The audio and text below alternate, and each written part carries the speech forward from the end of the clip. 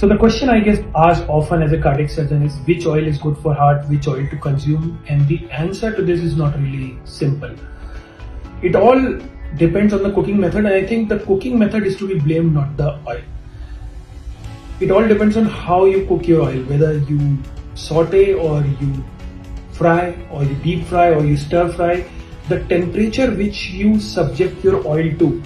Now what happens is that every oil has a temperature called as smoke temperature, where the oil gets converted into smoke, and that depends on your cooking method.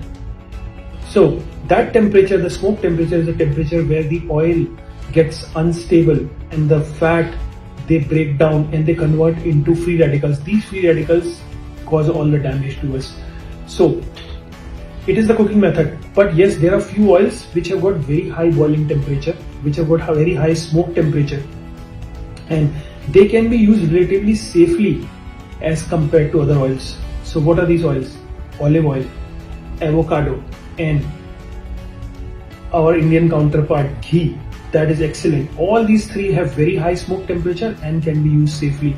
But again, as I say, emphasis is on the cooking method, not the oil.